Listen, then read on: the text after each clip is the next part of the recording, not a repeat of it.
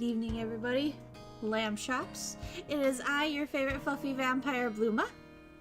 Hi. How we doing? Dude, I was just vibing to the peaceful music. I almost forgot how to talk. I hear say there's a Bluma stream starting somewhere around here. In these parts, there sure is. Greetings, you made it in time this time. You did. Good job. Proud of you. Book club, hell yeah. What do you mean? What do you mean our book club barely includes books, Muffin? What do you think we read every week? Yeah, I'm kind of hyped. Lamb chops. Oh, that's us, yeah. Name dropped you. I don't know. I have an existential crisis for the past few weeks. Oh, it's okay. I get those too, Rooster. It's okay. It's okay. Hold hand. Hold my hand. We're okay. I'm pretty hyped. Guys, I am 99% sure this is the last chapter of the Last Question arc book. Oh my god. Guys, we did it. We're making it. We're doing it. Hi, Jose. Hi. Holding hand. What do you think we read? We're reading? Okay, well, here. I read and you guys listen. So, like, you're reading by proxy. Alright? Checks out. It's like your secondhand reading. You know? But yeah, so I'm pretty hyped for us to get into it. Guys, this could be the last question arc chapter we read. Unless there's another chapter after this and I like totally just misinterpreted everything. There's the 1% that it isn't the last chapter. I like those odds. Yeah, knowing me, there's gonna be like 5 more chapters and this just not on Steam for achievements for any of them, you know? So someone else does the reading and I don't have to, just the way I like my book clubs. Hell yeah. Showing up to like, what if it was like an actual book club? We all show up like, alright, so what'd you guys think of chapter 1? And Mango's in the corner like, what did you guys think of when that thing happened with that guy? Huh?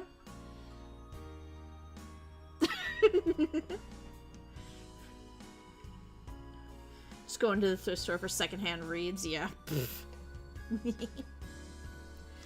But alright. Y'all ready for this? Let's get into it, right? Hold on. I can turn the music back up a little bit, I think. I was just like so loud in my ear, and there's like 3 different volume controls. It just, you know, Bluma-isms. They happen. Here we go. Midsummer, 1985. Sir, we're preparing to land. Excuse me, but will you please fasten your seatbelt? It seemed I had fallen asleep inside the plane. I was finally awoken from my slumber by the stewardess. I only had carry-on luggage on top of it being domestic flight, so the time between disembarking and entering the lobby was almost non-existent. We always do the typical last time on Dragon Ball Z, it's true. Arriving at the lobby, I glanced around looking for Oshi, and I was met with a familiar gruff voice calling out to me. Akasaka-san! Haha! How many years has it been? It's been a while, hasn't it? Oh, Oshi-san. It really has been a long time.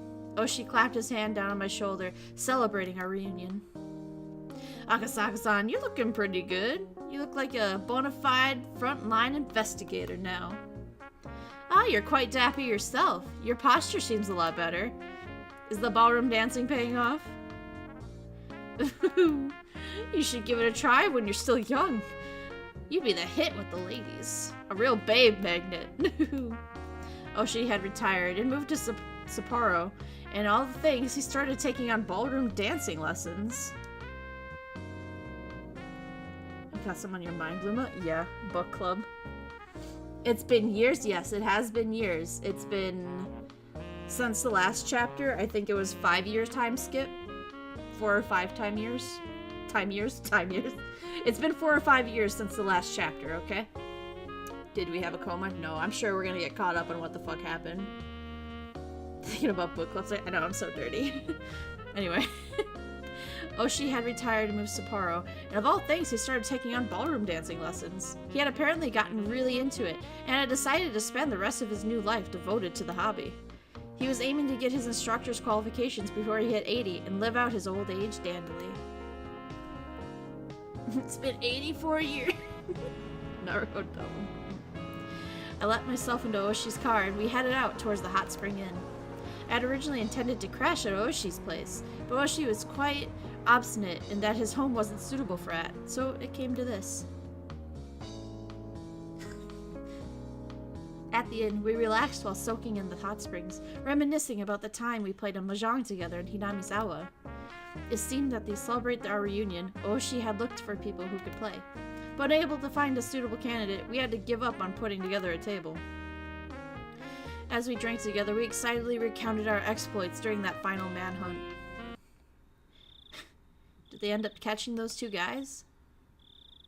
New sprite art? Holy shit, let's go. Nope. In the end, the search team never found them. They were probably hidden by the villagers, then sent overseas or somewhere else far away to lay low for a bit. Oshi-san, if I remember correctly, you managed to grab one of their guns, didn't you? Did you learn anything from that? It was Chinese-made military pistol. It's probably from one of the gangs in Kansai. Managed to smuggle it in a lot. We tried to get a match from the rifling, but didn't show up in any other cases. Well, how about on your end? Well, after that, I was moved from the front line, so I don't know much. In the end, it seems like everything was settled under the veil of secrecy. Ha! Oshi smiled weirdly as he sipped his chilled drink. What happened after that? Sure was tough, huh? This will be 7 years now? Oh shit, it's been like 7 years? Fuck, I miscounted. Oh shit. Yo, Oshi, look at Antimatter, we gotta talk. We gotta talk. He got new art and everything. He did. And you thought this arc wasn't about Oshi shaking my head. I hate it here. Yeah. We held the memorial service a few days ago. I've become estranged with my father-in-law lately, so it's rough getting everything ready. Must have been a lot of work. It was that, then the hostess brought in the extra drinks that we had ordered before. While the bottles of beer clanked as she brought them walked in, we halted our conversation. What Oshi meant when he said it must have been tough. Thinking about it, it's still hard. But time had healed that wound. It was the day after, when I phoned Oshi to apologize. When I did, Oshi almost immediately handed the phone to one of my colleagues, who happened to be there. Not only was I injured in the brawl with the suspects, but I disappeared to drink late into the night without leaving any sort of contact information, so I thought he'd definitely be mad. However, Ollie said that it was something he couldn't talk about over the phone, and that I should come to the station as soon as possible. At the time, I could only think that he must have been really pissed off. But when I arrived at the station, he said this. Seems your wife was involved in an accident. Having no idea what happened, I borrowed the phone to contact the hospital Yuki was staying at. After being given the runaround several times, I was finally able to talk to someone in charge, and after mincing words for quite some time, they told me. Yuki Akasaka was killed in an accident. The world became a blur as I sat there, dumbfounded. Yuki's death was unbelievably abrupt, unbelievably sudden. I could have understood if there was some kind of problem during the birth, but Yuki's death, it wasn't anything like that. On the stairs on the way up to the roof, she just happened to slip and fall. She just happened to fall in an unfortunate place at an unfortunate angle. That was it. Wanting to blame Yuki's death on somebody, I began to think that it was all in fact revenge for the Defense Alliance, that they killed my wife and made it look like an accident. What I learned when I flew back to Tokyo, however, was much more cruel than that. Yuki had a habit of going up on the roof to cool off in the evening. There was an elevator up to the 7th floor, but from there you had to take the stairs to get to the roof. Even late in her pregnancy, when the evening came, she would always head up there. Her father had always said for her not to push herself, but Yuki insisted that until time came, she had no choice but to stay in bed, she'd be allowed to do as she wished. However, I'd never once seen Yuki go up to the roof. I'd only heard it from her father and the nurses. That was because whenever I visited her, she would spend that time with me instead. I heard the reason why Yuki went up to the roof from a nurse was that she had become friendly with. She had said that her husband was away in business a lot of the time, and that whenever he called, she would be able to cheer him up and give him courage.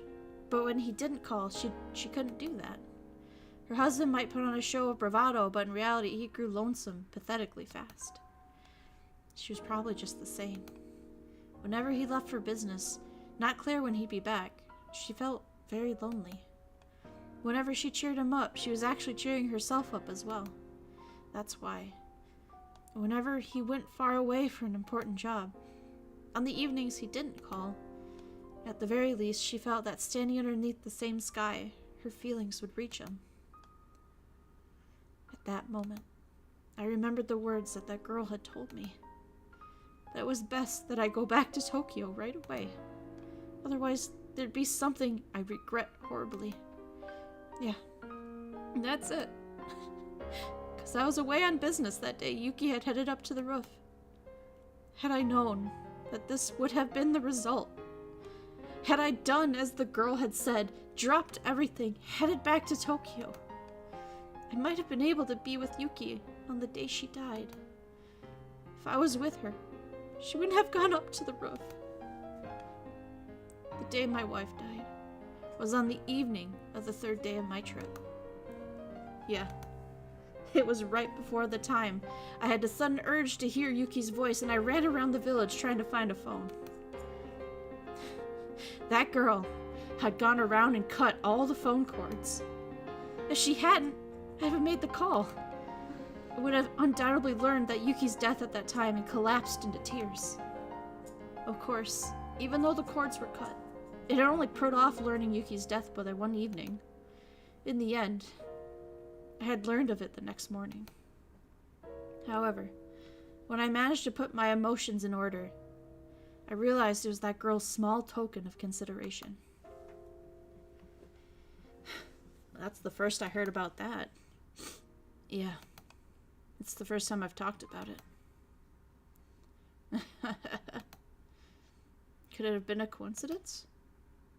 She doesn't have any special powers or anything. Aren't you the one that told me, Oshi-san? That she might be the reincarnation of the god that's called a Yashiro-sama? Well, yeah. The old folks in the village believed that Rika Furude had divine powers. Divine powers?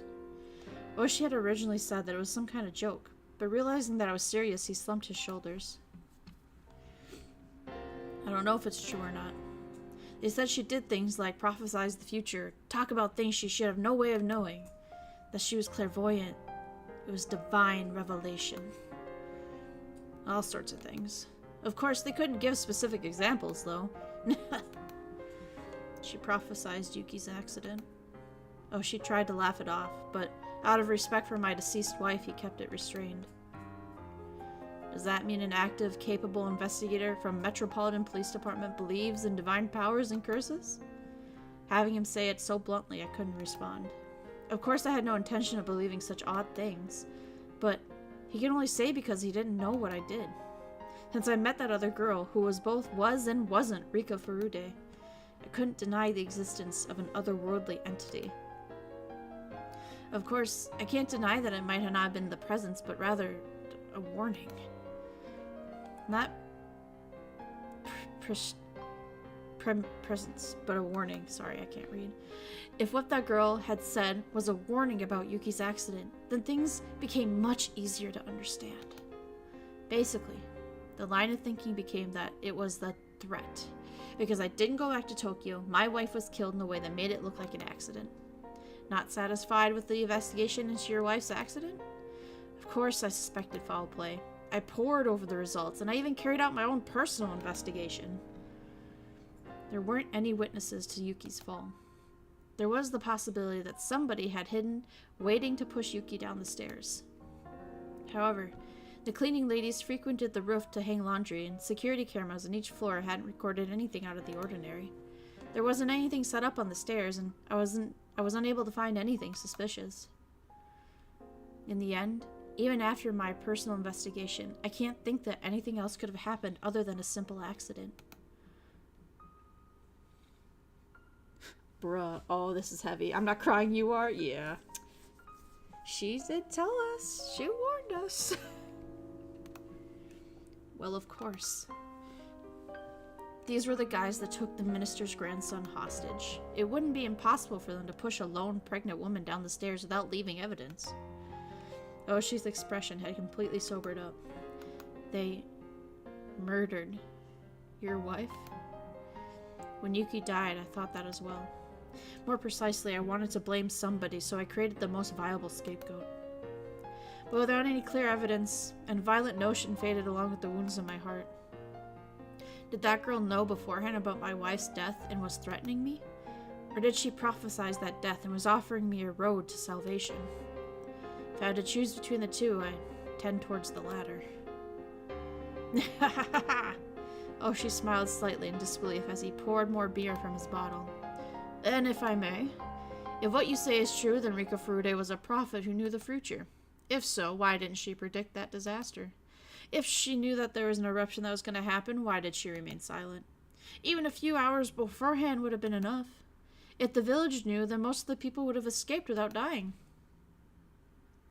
The Great Hinamizawa Disaster in Memoriam. It was near the end of June of 1983. Volcanic gases from the Onikakushi swamp erupted and hit the village in the middle of the night. It was an unprecedented disaster where the whole populace was wiped out. It caused a wave of panic about volcanic gas across the country, causing people to overreact over any reports and odd smells.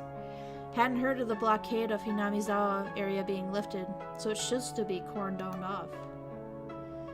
It was my turn to be lost for a response. Is that the same thing we saw in the last arc? Yeah, it is. Yes, sir. Well, if Rika Furude, the reincarnation of Oyashiro-sama, was killed, then the village might have incurred the god's wrath, making him call forth the miasma from the swamp and kill everybody. That explanation is what the survivors are whispering. Sorry, Oshi-san. Did you just say she was killed? Huh? Yeah. Well, I don't think it would be a problem if I told you. When I saw the news about the gas disaster, I remembered that girl. I then found her name on the list of victims. That's why at the time I thought her own death that she had predicted was due to the gas. It was after that I learned of the tabloids of the series of mysterious deaths in Hinamizawa during the 5 years leading up to the disaster that became known as the Curse of Oyashiro-sama. And that string of mysterious deaths lined up exactly with what that girl had predicted, so I'd always thought to ask Oshi about it, as he had been involved in the investigation. That's right. That was the reason for our reunion. But right now, Oshi had said, Rika Furude didn't die in that disaster, but was killed? Can I ask you about the last year of the curse? I may be retired, but I still have to keep things confidential, you know. Excuse me, madam? Do you have anything cold that's brewed locally? High grade, if there is. I'll leave the selection to you. Oh my, I didn't mean it that way.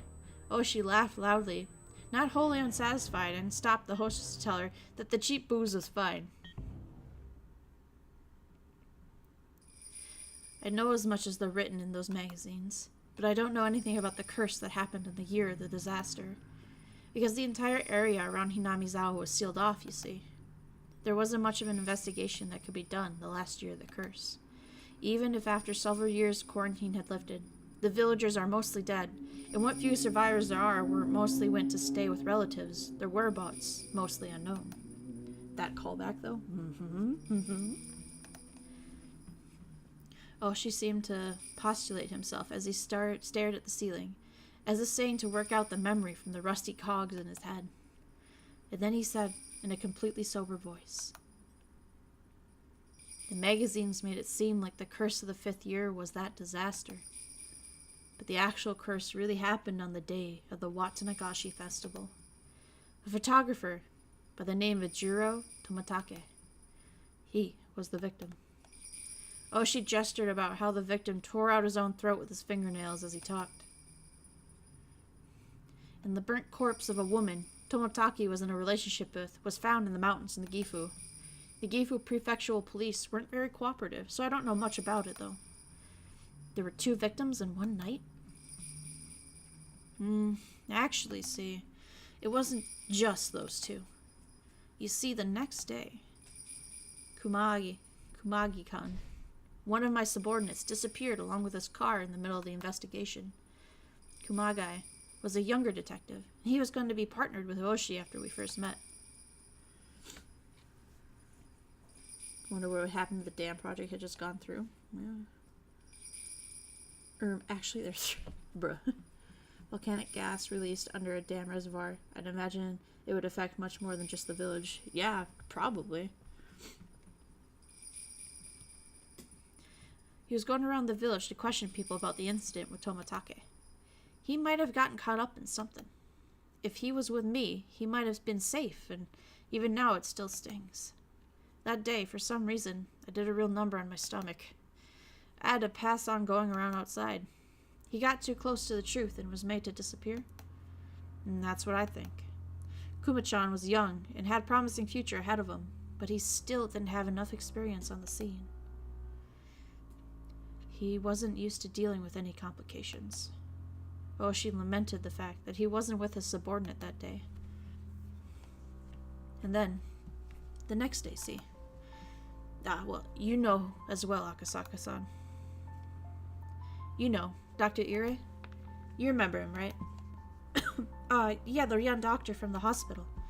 I vaguely remember. For whatever reason, he committed suicide with sleeping pills. No suicide note or anything. The autopsy confirmed that it was sleeping pills. Nothing was in doubt except for the motive. It isn't that hard to make it look like somebody died from taking sleeping pills, is it? Any possibility it was murder? He was single, no prior marriages. Didn't seem like he was going out with anybody in particular. He was the coach of a local junior baseball team and was very good terms with the villagers. He was liked by everybody. Couldn't find anyone who would want to do him any harm. Well, any chances to investigate were ruined by the disaster, though. There's no way to find anything out about it now.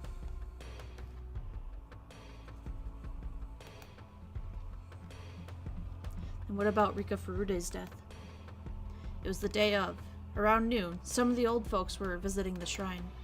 They discovered the corpse of Rika Furude. Murder? Before we continue, you should probably stop eating that squid somen. That bad? Oh, she nodded firmly. The corpse was found in the shrine grounds, next to the donation box. Although she was probably killed somewhere else. And that's because, well, was completely naked. There wasn't any dirt on the soles of her feet. Any sign it was some sort of sexual assault? According to the autopsy, there wasn't any indication of that. What we know is that she was rendered unconscious by some sort of drug, carried to that place, then had her abdomen sliced wide open. Her organs were deliberately removed and scattered about. Unconscious? Then she wasn't cut open after death? It would poison the water supply, burn their crops, and then deliver a plague upon their houses, probably. Yeah.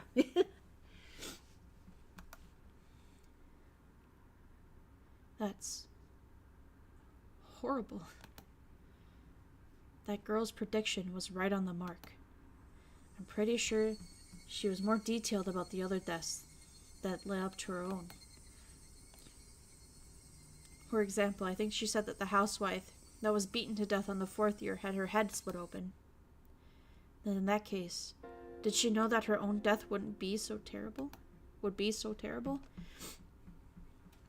There must have been some moments where she wanted to doubt the validity of her own predictions. But as people died exactly as prophesied, as the years passed, the prophecy would only come closer to fruition. And then, facing the final year, unable to struggle against her own destiny, her all-too-young life was snuffed out. And in such a cruel way. knowing that her days were numbered and unable to fight the tide of events heralding her end. My heart ached at her helplessness. About the way she died. It seemed like it wasn't just somebody's sick taste. What I'm saying is, I've told you before about Hinamizawa used to be home to demons, didn't I? Yeah, I think I remember. The festival in Hinamizawa village, Watanagashi, the cotton drift, seems to stem from the drifting of the entrails. It seems that it came from the man-eating demons ripping apart their victims and throwing their organs in the river. In other words, in Hinamizawa, pulling out entrails is some sort of religious meaning? Well, this is according to the old tales in Hinamizawa, you see. To act as an arbitrator so that the humans and the man-eating demons could live together peacefully, a god known as a Yashiro-sama descended from the heavens. If I recall, Rika Furude was said to be the living incarnation of a Yashiro-sama, wasn't she?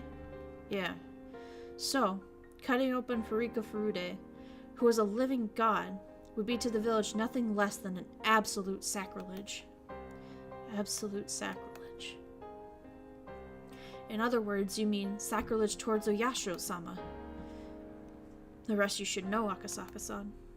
The wrath of Oyashiro-sama would occur the same night. The great Hinamizawa disaster.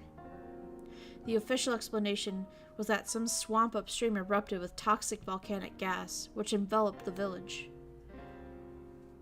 The swamp there is erupted was called the Onikakushi swamp. It was the origin of Hinamizawa's old name, Onikakushi village. According to the village lore, the depths of the swamp apparently lead to hell, where the man-eating demons had come from. That almost seems too perfect. Oh, no. That's just the tip of the iceberg. There was another bit of folklore in the village. If Oyashiro-sama became angry, the cauldron of hell would open up and miasma would flow out, so they say. To the villagers, hell was at the bottom of that swamp. So basically, the miasma poured out, smothering the village? Yeah. Basically, due to the sacrilegious way of Rika Furude, the living incarnation of Oyashiro-sama was killed. The village incurred the wrath of Oyashiro-sama in the form of that disaster. That seemed to be their explanation. So, what you're saying is that the disaster wasn't a natural one? Well, everything does seem to fit together a little too well. If Oyashiro-sama's curse doesn't really exist, and everything really is just a matter of coincidence, I would doubt it. A rear smile formed on Oshi's face as he listened to my absurd take on things. He wore an expression as though, even if it were absurd, there was a time he had thought the same thing as well. In regards to the religious beliefs of the villagers, suppose there was a more fanatical following among them, and that group created a situation that would incur Oyashiro-sama's wrath, and enacted the disaster to make it seem like the truth. Of course I wouldn't laugh. I've wandered down that line of reasoning more than once myself. However, even though Hinamizawa is a small village, it still had a population of over 1,000 people. To murder that many people in a single night doesn't seem realistic, no matter how you think about it. The gas eruption was believed to have happened around 2 a.m., several hours before dawn. In that short of amount of time, going around killing the villagers in a way that made it look like poison gas, it didn't seem feasible at all.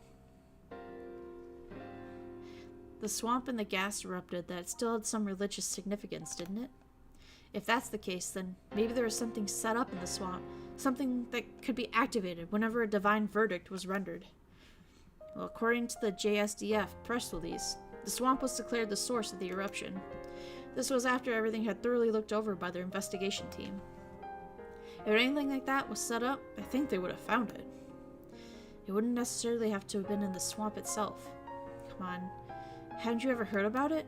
The old story about how when a faraway spring dried up, the village spring dried up as well? And what do you mean by that? Many waterways are connected underground, aquifers, swamps, springs, the only parts that manage to pop up above the surface.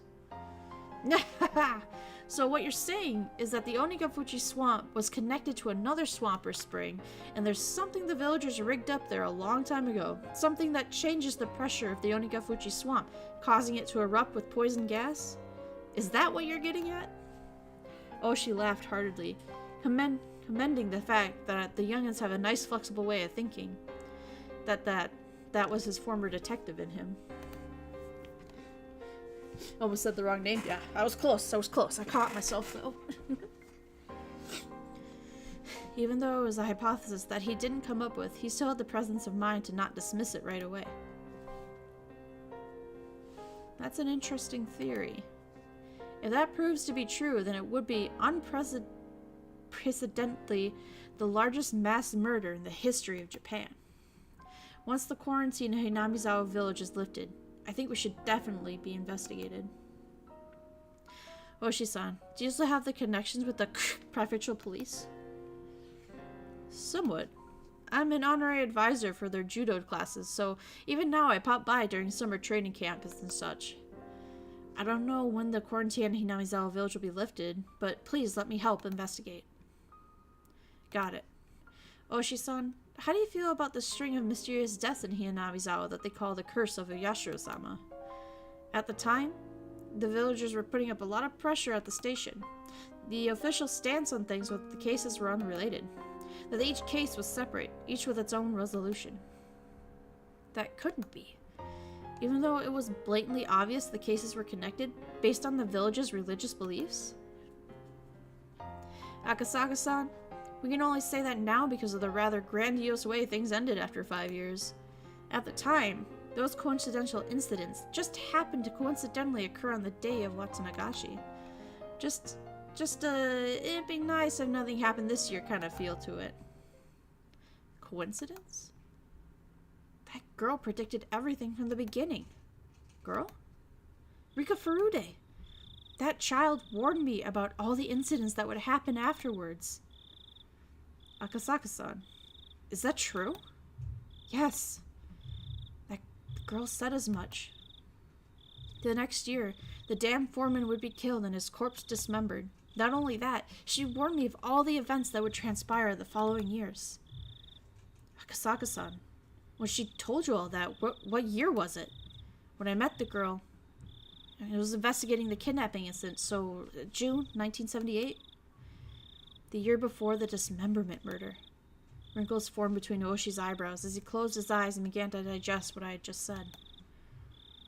Akasaka-san, if you're wrong about Rika Furude knowing the future through some divine medium, this is getting ridiculous. Yeah. If you're just trying to shock me, I'm gonna be really angry, you know. I'm speaking the truth. Then the script behind the chain of mysterious deaths was written a year before it even started. And just as predicted, Rika Furude was killed. At first I thought she meant that she would be killed in the disaster. However, now that I know her death wasn't due to that, but rather an atrocious one at the hands of her murderer, she said she would be killed. At that point in time, she knew more or less that her own death would occur. Then, why didn't Rika Furude not try and run away? Even if her death was already spelled out for her. Knowing that, she still had grace period of several years, didn't she? She had plenty of time to try and run or consult the police. Why did she just accept her death with no resistance? I don't know. Even though Rika Furude was doted upon by the older folks in the village, you see, after she lost her parents, she had no living relatives and lived with a very solitary life other than hanging around with some close friends. It might have been she didn't have any power to fight or anybody to rely on. She must have tried signaling somebody for help in regards to her own death, though. You know very well that the village and the police weren't very amicable with one another, Akasaka-san. At the very least, I never heard anything about Rika Furude seeking protection from anybody. Or could be that she simply resigned herself to being a religious sacrifice. Could have been something like that. There's no way that was the case. I spoke decisively. At that time, she said it. She had definitely said that she wanted to live happily, that she wanted to spend her time surrounded by her dear friends. She hadn't given up on life. She had hoped to keep on living. At that moment, I became dumbstruck. What's the matter, Akasaka-san? No, it's nothing. I fell into silence. Oshi folded his arms and began murmuring in contemplation again. Eventually, he stood up and headed towards the hallway to find the hostess, yelling that he wanted a pen and a paper. When Oshi noisily, even though he was just thinking, left, the room immediately fell into a chilled silence. I stood up. It was then that I realized that I was drunk enough to be unsteady on my feet. When I slid open the window, a beautiful yet somehow ethereal moon drifted across the night sky. It was just now that I realized. She hadn't accepted her death. She wanted to keep living, happily, joyously. She had said that quite clearly to me. I was a fool. I hadn't been asked explicitly, so I hadn't realized it. She had made it clear as day that she didn't want to die. Wasn't that her cry for help? She didn't say as much that she wanted help. But even given that, it wasn't as though she wasn't looking for salvation. Without any family, unable to trust the police, she instead told somebody without any relation to the village, somebody from a faraway place. Me. Help me. She had gone around and cut the phone cords. If I had made that phone call and learned of Yuki's death, I probably would have fallen into despair. If I was in that state, even if she was looking for help, her cries would have fallen on deaf ears. That's why. Knowing everything, she had cut the phone cords. She wanted even a little time to seek help from me. Oh, she just before now had lamented that one of the younger officers gotten mixed up in the case, having been erased because he wasn't there. I was feeling the same way. If only I was there in the June of 1983. I could have protected her. In 1983, it would have been 5 years since the kidnapping took place. While raising the only daughter Yuki had left me, putting all my youth and passion into my work, honing my wits and courage, wrestling with difficult cases, nothing like the failures during the kidnapping incident would have occurred. I would have been slow to react in a one-on-one fight. And by that point, I'd have jumped into foreign mafia-run gambling parlors where I'd learned to deal with automatic weapons, let alone handguns. I'd grown so much that in 1983, I couldn't have been even compared to how I was in 1978. That's why. If I was by her side, I should have been able to save her life. No matter what conspiracy or foul plots drew near, I definitely would have protected her. She, even though sounding resigned, should have still been able to ask me for help. I just didn't realize it. I couldn't realize it. Just as I wouldn't have realized if it was told of Yuki's incident, I wouldn't be able to realize it. I wanted to cry. If I had taken her words to heart, I would have prevented Yuki's accident. And I would have been able to protect the girl to whom I owed a debt from even predetermined death. She must have been expecting that from me. I learned about the disaster while watching television in my house. Until I learned about that, I had forgotten about Hinamizawa. In order to recover from the shock of Yuki's death, I had tried to remove everything about that place from my memory. What an ungrateful fool I was. Even though in exchange for saving her, the girl had told me of a way to save Yuki. I was unable to accept her gratitude, and now here we are. She hadn't died in her sleep due to a natural disaster.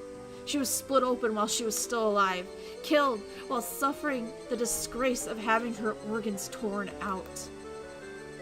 She must have known beforehand that on that day, on that year, she would have been killed in such a terrifying way. But even knowing what end awaited her, she was all too weak. A lone girl without anyone to rely upon, unable to seek help, had to swallow her own predetermined death and left this mortal coil. She said she wanted to live. She said she just wanted to live happily. That's all she wanted. She didn't ask for anything extravagant. For any person that was ever born, it was the very basis of desires.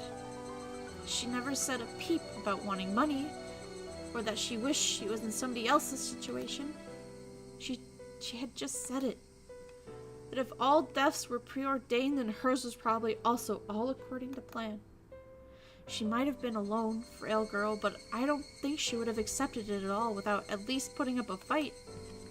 There must have been, in some small way, some form of resistance that she mustered. And with that she could muster, seeking my help was part of it.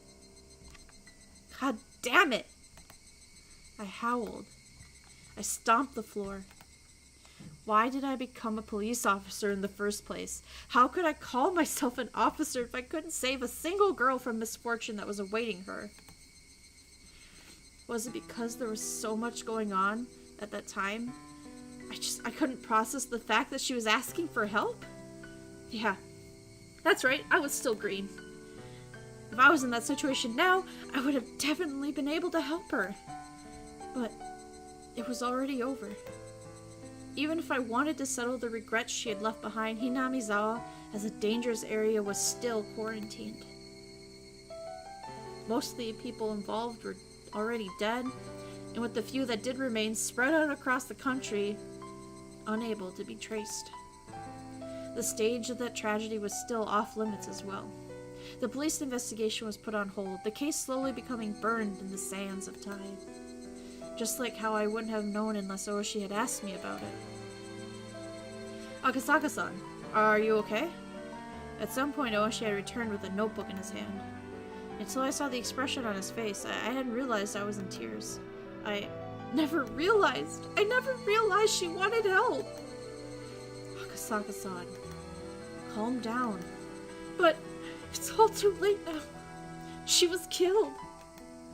In such an atrocious manner. She was counting on me. I couldn't save her. I couldn't save her. I might also be at fault for not building up an amicable relationship with the village. If Rika Furude had told me about it, I might have been able to extend a helping hand.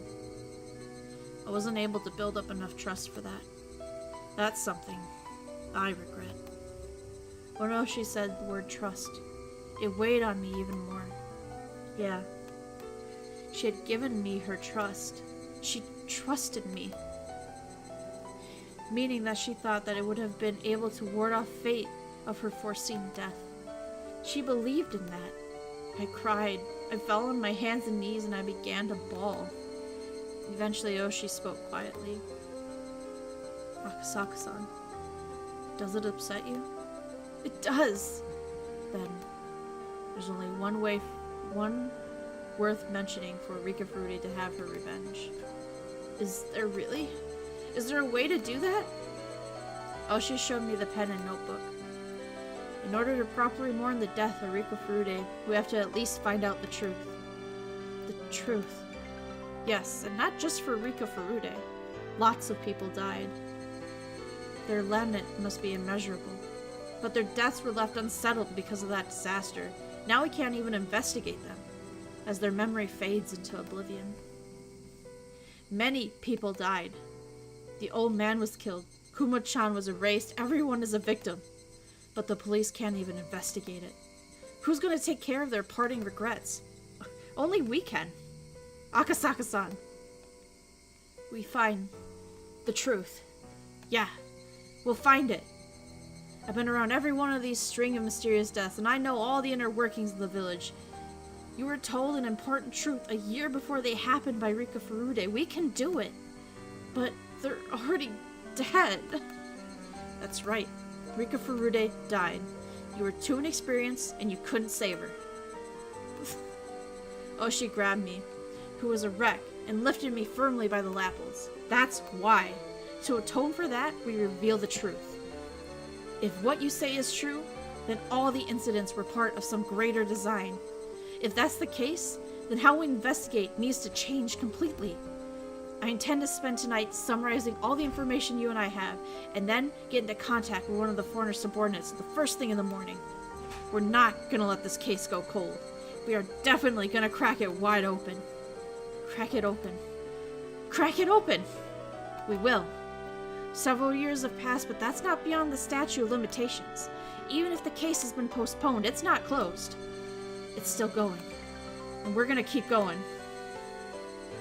Oshi and I vowed to bring truth to the case, to light, and stood up. Everything ended in 1985. I, at least wanting to apologize, had searched for her grave. After the state autopsy, her remains were entrusted to one of the shrine's followers. In the future, when the quarantine on Hinamizawa was lifted, they would be returned to her family grave. However, unsure who exactly took the remains of Rika Furude, until today I couldn't even apologize to her. In the future, when the quarantine on Hinamizawa was lifted, all I could do was wait until whoever that person is returned to the grave. What I could do right now was not apologize to her. Instead, until I was able to meet her again, I would reveal the truth and dispel her regrets. Even now, sporadic eruptions of gas in the Hinamizawa area meant that the prospect of the quarantine being lifted wasn't happening anytime soon. Most likely, it seemed that she had no intention of meeting me again until I found the truth. That's why the quarantine wouldn't be lifted, or so I thought. Until the day I grasped the truth. It was the following year. Oshi and I co-authored a book on the string of mysterious deaths leading up to the great Hinamizawa disaster. I decided on the title, Higurashi, When They Cry. That was because for those few days I was in Hinamizawa, the sound that I remembered most was the cry of that Higurashi. I could only wish that based on this book, those people involved with the incident could refresh their memories and bring the light to a new truth. And more importantly, that nothing like this ever happens again. I wrote this in the afterword. Why did this tragedy happen? We can't reach the truth by ourselves. If you're reading this, please discover the truth. That is our only wish. Kurado Oshi, Mamoru Akasaka. This year, the quarantine on Hinamizawa still hasn't been lifted.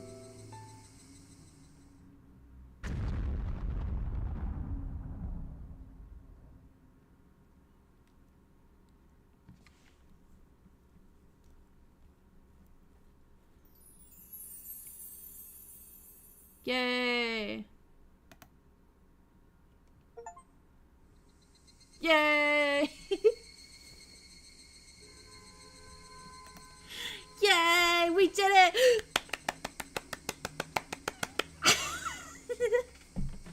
Amazing! Yay! Yeah. Really got into the narrator. Oh, thanks! He said the thing! He did. Title drop, title drop, title drop. And now 1985 by Bowling for Soup starts playing. Mango, no. Absolutely cinematic, right? Oh, it's so good. It's so good. Ah! Are you guys, like, ready? Are you ready for the answers?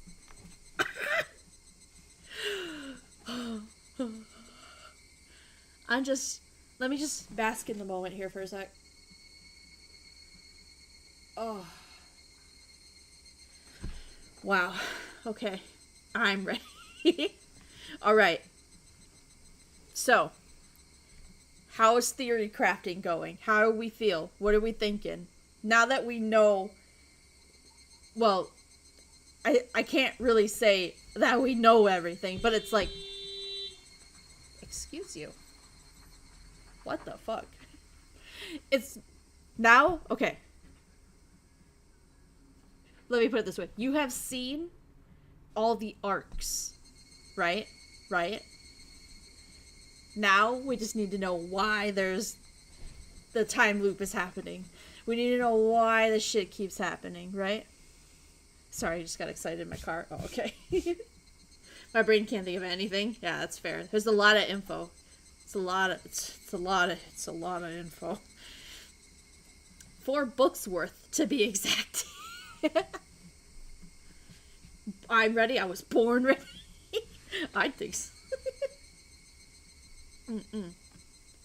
More like, why only Rika? That's a good question!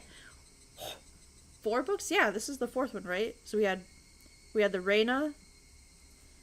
Myeon Shion was in one. Satoko was the 3rd. Rika was the 4th book. Yeah, this is the 4th book. This one. Yeah. But yeah, now you know who the true main character is. Now we have confirmation who the real main character is. Rika. Yeah, no, I need to make room. What? So yeah, think about that. Oh shit. Alright, good stream, guys. Yeah, let's go. No, I'd win. Yeah. Dang, was so close. Yeah. But just think, like, I know that, like, we don't remember every single thing that happened in the other books, but, like, think about it. She knew that was all gonna happen. She knew that it was all gonna happen. She fucking knew. I don't know if you picked up on it, but literally, whether she was the focus or not, Rika died in every book. I'm not surprised. If Rika has already lived for how many years and is just an adult in a kid's body, yup. She travels through time. Bitch, god damn it. But what was she isn't the main character, then why was this last arc all about? It wasn't Muffin! Okay. We're good. We're calm. We're good. Because of the looping. Different timelines? Well, it's the same one. It just keeps repeating. Just slightly different things happen each time. But Rika dies in each one. And yeah, Animatter, you're right. She's basically just an adult in a kid's body. Because she's lived through this however many loops.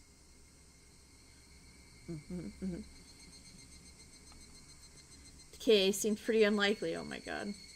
Oh my god, the sheep can bark too.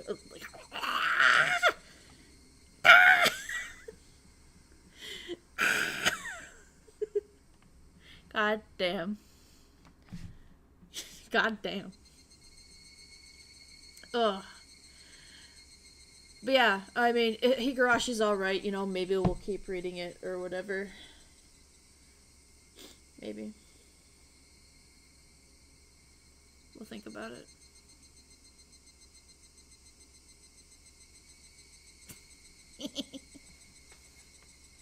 Let me get a little sippy here. Let me just...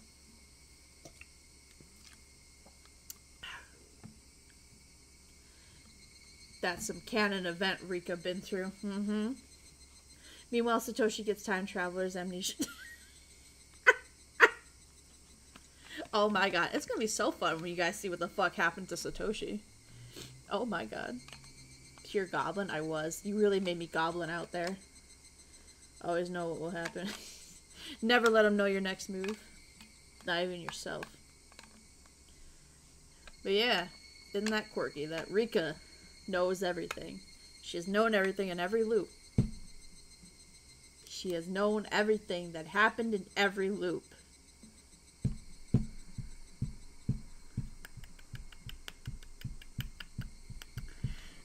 Yeah. It's gonna be great when we start going back and rereading. I shouldn't say rereading. When we start revisiting the arcs in the answer books now. We'll get to hear them from another perspective. You know, maybe somebody who knows what the fuck's happening. Maybe not. I don't know. Rika equals Subaru? Yeah. No, that's actually exactly it, Mango. Yeah. No, you remember that one time you were like, yeah, I had a theory that it's like, there's a time loop and it's challenging Keiichi. I'm like, oh, you're so close. Oh, you're so close. There was also changes in each arc? There was. Slightly different things happen each time. But there were a few things that were the same in every arc. So, Rika's just super from ReZero, but more adorable and less depressing. Yes, exactly. Perfect. You got it. Ozara Super... No. Rock Subaru. Rock Subaru.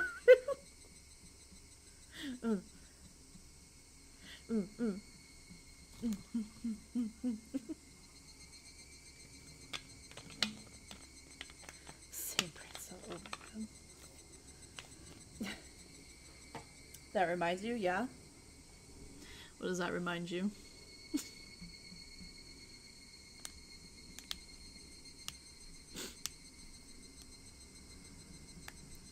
Game called Hollow Earth.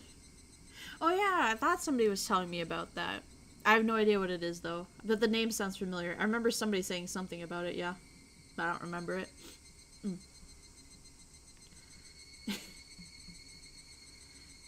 Yeah, from Hollow Life. Yeah, I know. I just don't know what it is, yeah. Not the Suba, the screaming one. Oh wait, no, they both did that. Yeah. You can't even be like, yeah, that one. Yeah.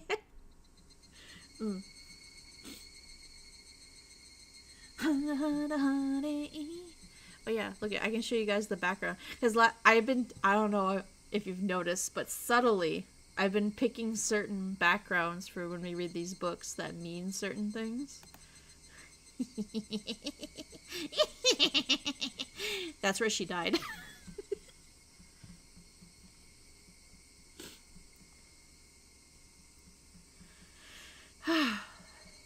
Good shit though.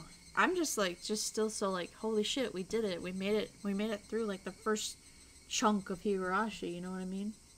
You sick fucking sheep. Literally every time, for every one of the Higurashi books, the background has been like something specific to that story. I enjoyed doing it quite a bit. You son of a... It's like, I've been showing you the whole time what happens and where she gets murdered. You just didn't know.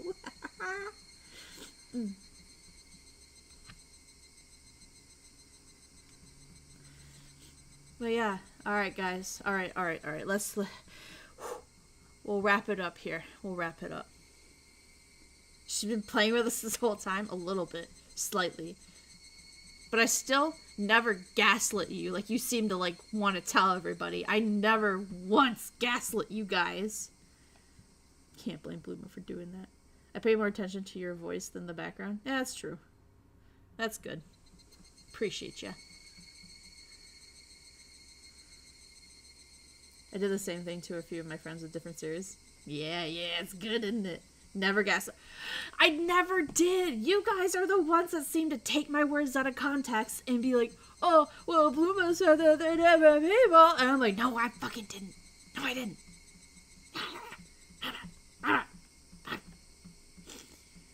Anyway, wrapping up. Never gaslit you guys. Gaslighting is like, no, I didn't. I'm wrapping up stream. Because y'all are being bullies. Anyway, okay, anyway, for real. Alright, on Thursday night, 7 p.m. Central Standard Time, be there or be square, we're gonna be playing Infinity Nikki. It's a game that came out a few days ago, and I've put like what feels like 100 hours in, and it's only been out for a couple days, but I love that game.